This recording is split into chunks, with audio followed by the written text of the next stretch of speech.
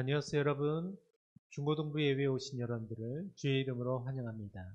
이 시간은 우리 신앙을 사도신경으로 고백하도록 하겠습니다.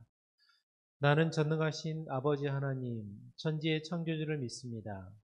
나는 그의 유일하신 아들, 우리 주 예수 그리스도를 믿습니다.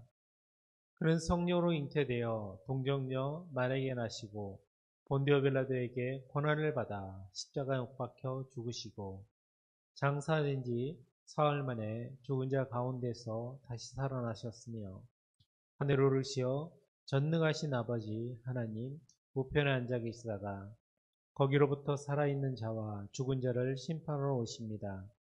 나는 성령을 믿으며 거룩한 공교회와 성도의 교제와 죄를 용서받는 것과 몸의 부활과 영생을 믿습니다.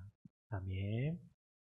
오늘 읽으신 말씀은 마태복음 4장 12절에서 20절 말씀입니다. 제가 가지고 있는 성경은 신약 4페이지에 있습니다. 우리 한 절 한 절 우리 같이 읽도록 하겠습니다. 같이 읽도록 하겠습니다. 예수께서 요한이 잡혔음을 들으시고 갈릴리로 물러가셨다가 나사렛을 떠나 스불론과 납달리 지경 해변에 있는 가버나움에 가서 사시니 이는 선지자 이사야를 통하여 하신 말씀을 이루려 하심이라 일렀으되 스불론 땅과 납달리 땅과 요단강 저편 해변길과 이방의 갈릴리여 흑암에 앉은 백성이 큰 빛을 보았고 사망의 땅과 그늘에 앉은 자들에게 빛이 비치었도다 하였느니라. 이때부터 예수께서 비로소 전파하여 이르시되 회개하라 천국이 가까이 왔느니라 하시더라. 갈릴리 해변에 다니시다가 두 형제 곧 베드로라 하는 시몬과 그의 형제 안드레가 바다에 금을 던지는 것을 보시니 그들은 어부라. 말씀하시되 나를 따라오라. 내가 너희를 사람을 낚는 어부가 되게 하리라 하시니 그들이 곧 그물을 버려두고 예수를 따르니라. 오늘 말씀을 듣기 전에 먼저 영상을 먼저 보도록 하겠습니다.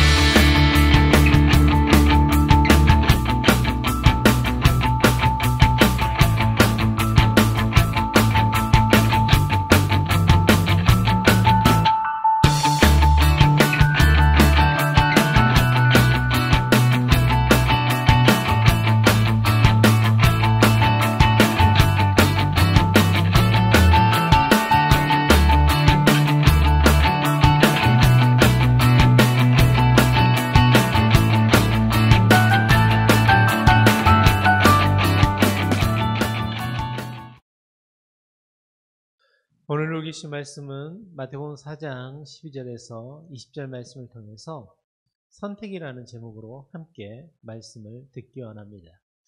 우리는 살아가면서 여러 가지 선택의 기로에 놓여 있을 때가 참 많습니다.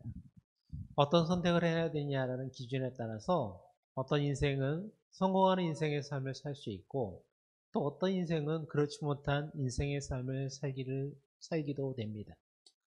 오늘 말씀을 통해서 이 선택이라는 기준에 대해서 이야기할 때 저는 뜬금없이 여러분들에게 이 하나의 이야기를 먼저 드리고 싶습니다. 여러분들 인간 탑삭이라고 알고 계십니까? 우리가 초등학교나 아니면 학교에서든지 아니면 운동회라든지 아니면 TV, 예능 프로를 보게 되면 쌉탁기에 대한 것을 보게 됩니다. 밑에 세 사람이 있고요. 그 위에 두 사람, 그리고 제일 위에 한 사람이 있습니다. 여러분들은 누가 제일 아래에 있어야 될까요? 그리고 중간에는 어떤 사람이 들어가야 될까요? 그리고 제일 위에 있는 사람들은 어떤 사람일까요? 우리는 TV를 통해서 볼 때 힘이 센 사람들, 그런 사람들이 어디에 있어야 되냐라는 것을 기준으로 볼 때 높은 곳에 있기보다는 낮은 곳에 있어야 됨을 우리는 알게 됩니다. 이것이 바로 탑쌓기를 통해서 우리에게 주고자 하는 지혜이지 않을까라는 생각을 하게 됩니다. 나는 힘이 있으니까 높은 곳에 올라가겠다라고 여기면 경기 가운데 좋은 결과를 나올 수 없다라는 것입니다.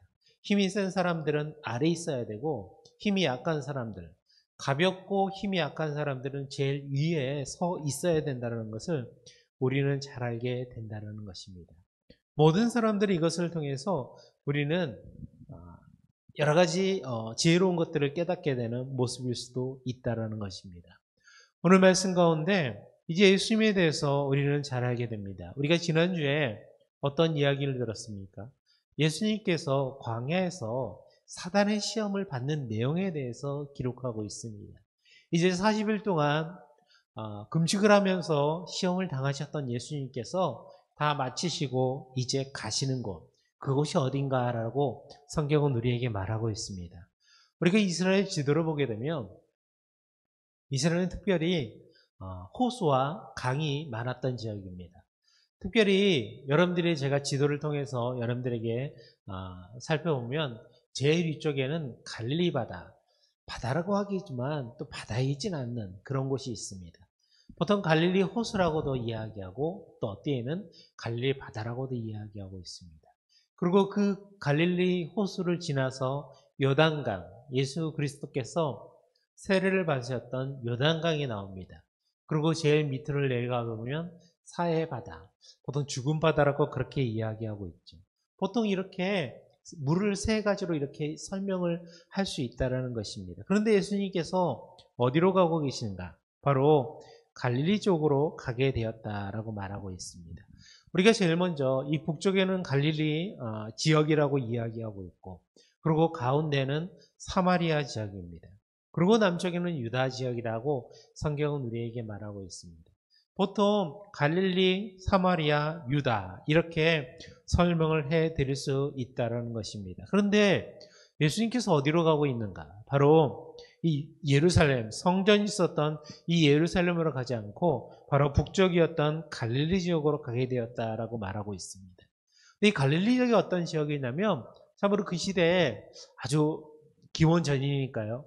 그 시대에 참으로 많은 것을 소유하지 못하는 사람들, 많은 것을 배우지 못하는 사람들, 그 사람들이 살고 있던 지역이 바로 갈릴리 지역이었습니다. 그래서 많은 사람들, 예수님의 제자들도 그들 가운데 많은 사람들이 있었지만 그 가운데 많은 직업을 가지고 있는 것이 바로 어부였다는 것이죠. 물고기를 잡는 그것을 통해서 살았던 사람들. 성경에 대해서 박식한 사람들이 아니라 그렇지 못한 사람들이 살고 있었던 지역. 그 지역이 바로 갈릴리였다는 것을 우리는 잘 알게 됩니다.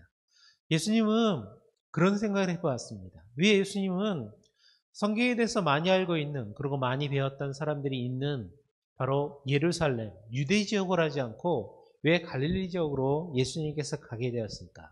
그 이유가 무엇일까? 여러분들은 어떻습니까? 여러분들이 대학을 가게 되면 제일 먼저 내가 갈 성적이 된다면 어느 곳을 선택하고 가게 됩니까? 제일 먼저가 서울 지역이었죠. 인서울. 그죠?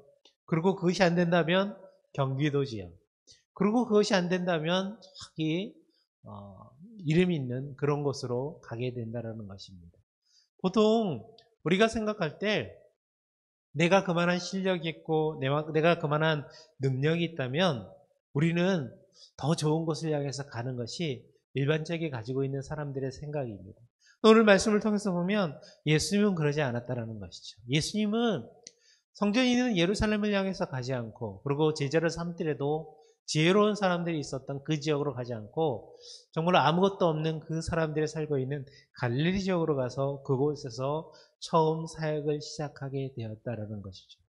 왜 그랬을까요? 왜 예수님께서 많이 배웠던 사람들이 아니라 배우지 못했던 그 지역으로 가시게 되었을까요? 오늘 말씀을 통해서 예수님께서 왜 그곳에 가시게 됐을까라는 것을 생각해 보면서 예수님이 가신 이유가 분명히 있다는 것을 우리는 알게 됩니다. 그것은 내가 필요한 것을 향해서 가고 계시다는 것입니다. 내가 필요하지 않는 지역을 향해서 가신 것이 아니라 나의 손길이 필요한 것을 향해서 예수님은 걸어가셨다는 것입니다. 왜냐하면 그곳에 있는 사람들도 예수님은 동일하게 사랑하셨기 때문이죠. 그들도 구원받기를 원하셨기 때문에 예수님은 그 지역을 향해서 그 땅을 향해서 나아갔다라고 말씀을 드릴 수 있다는 것입니다. 우리는 살아가면서 내가 필요한 곳, 내가 있으면 좋은 곳, 그것을 향해서 갈 때가 참 많습니다. 그러나 중요한 것은 하나님께서 우리를 부르신 목적이 분명히 있죠. 그리고 부르신 목적에 따라 우리는 살아가야 됩니다. 그리고 더 예수님을 닮는 그리스도인의 삶을 살아야 한다는 것입니다. 그 예수 그리스도를 닮는 그런 인생의 삶을 살기 위해서 우리는 무엇을 향해서 볼까요? 정말로 낮은 곳을 향해서 나아가는 인생의 삶을 살아야 합니다. 예수님께서 우리를 부르신 목적이 분명히 있고 그곳을 향해서 그 지역을 향해서 분명히 살아가는 그곳을 향해서 나아가는 인생의 삶이 우리 가운데 필요하다는 것을 우리는 분명히 기억을 해야 한다는 것입니다. 오늘 말씀을 통해서 저는 아주 유명했던 한 사람에 대해서 여러분들에게 소개하기 원합니다. 제가 그 사진을 보여드릴 텐데요. 사진을 보면 한 여자분이 나옵니다. 이 여자분은 예전에 여러분들의 어머님들이 알고 있는 그 로마의 휴일이라는 영화가 있습니다. 그 영화에서 유명한 여주인공이었습니다. 그 여인의 이름이 무엇이냐? 바로 오드리 헵번이라는 여자 주인공이었습니다. 그 전 세계 많은 사람들이 그 여자의 미모를 보면서 참으로 부러워하고 그리고 남자들은 그 사진을 붙여놓고 그렇게 보기도 했다라는 것입니다. 근데 이분이 이제 나이가 들어갔고 어느 머리가 희끗희끗 흰머리도 있는 그런 상황 가운데 이분의 삶에 대해서 나왔던 다큐멘터리가 있습니다. 이분은 은퇴를 했고요. 이제는 예전처럼 아름다운 미모를 가지고 있지 않았는데요. 아프리카에 있는 굶어 죽고 있는 사람들을 향해서 그들과 함께 하고 있는 그 모습에 대해서 그렇게 보이고 있습니다. 정말 아름다운 모습의 삶을 보이고 있었다라고 많은 사람들은 그렇게 이야기하고 있죠. 근데 이분이 마지막에 이제 후손들에게 자신의 삶에 대해서 한마디를 남겨두었습니다. 그 내용은 그렇습니다. 아름다운 입술을 가지고 싶으면 친절한 말을 하라. 사랑스러운 눈을 갖고 싶으면 사람들에게서 좋은 점을 봐라. 날씬한 몸매를 갖고 싶으면 너의 음식을 배고픈 사람들과 나누어라. 내가 더 나이가 들면 손이 두 개라는 걸 발견하게 된다. 한 손은 너 자신을 돕는 손이고 다른 한 손은 다른 사람을 돕는 손이다 라고 그렇게 말했습니다. 어찌 보면 그 인생의 삶 가운데 내가 있어야 될 모습, 내가 있어야 될 목적, 그 목적을 분명히 알고 그리스도를 닮아가는 그런 인생의 삶을 살았던 한 여인이었다는 것을 우리는 잘 알게 됩니다. 예수님께서 왜 그렇게 힘들고 어려운 곳을 향해서 나아가셨을까요? 그렇게 나아가지 않더라도 예수님은 하나님의 일을 분명히 할 수 있었습니다. 그러나 예수 그리스도는 이 예루살렘을 향해서 유대 땅을 향해서 나아가지 않고 제일 먼저 간 곳이 바로 갈릴리였습니다.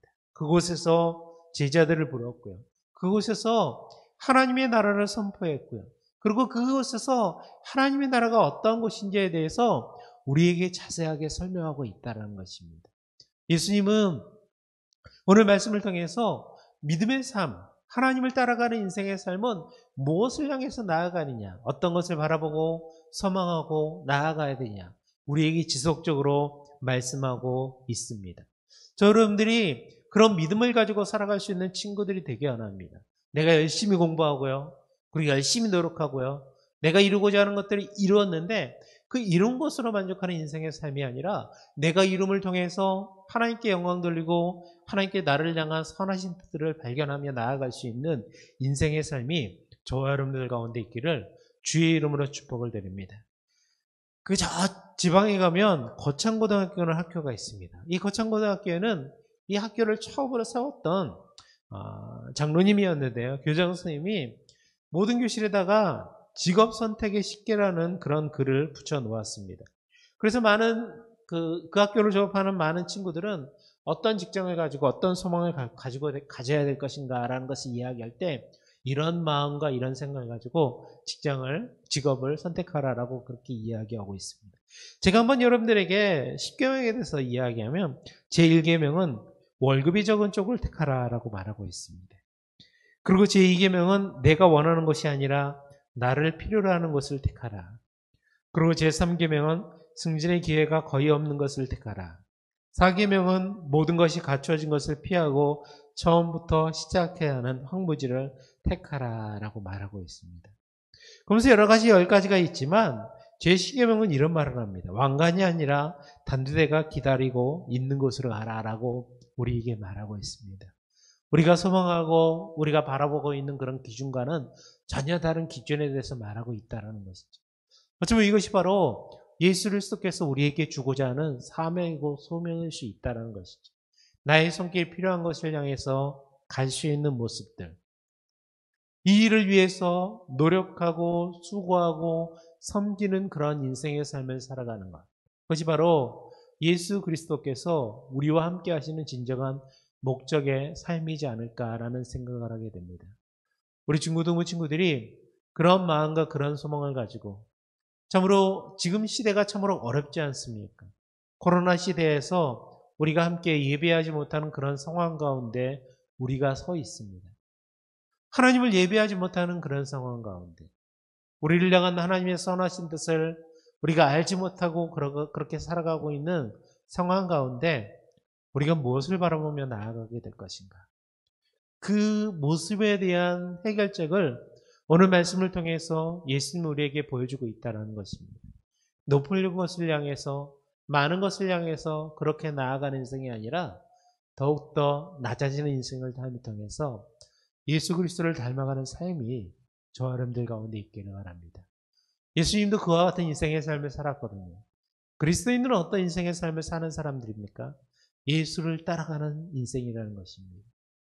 세상이 주는 그런 기준에 따라 살아가는 인생이 아니라 예수님께서 어떻게 살아가고 있는가, 그리고 우리가 그 길을 따라가기 위해서 무던히 노력하고 준비하며 나아가는 인생, 그 인생이 바로 믿음의 삶이라는 것을 우리에게 말씀하고 있다는 것입니다. 주님은 너에게 이렇게 살아가기 원한다라고 우리에게 말씀하고 있습니다. 다른 사람을 돕는, 참으로 어렵고 힘들어가 있는 사람들을 향해서 먼저 손을 내밀고 그 손을 통해서 하나님께 영광 돌릴 수 있는 인생의 삶을 살아가기를 주께서는 원하신다는 것입니다. 오늘 말씀을 통해서 주님과 동일하게 그와 같은 길을 걸어갈 수 있는 모습들이 되기 원합니다.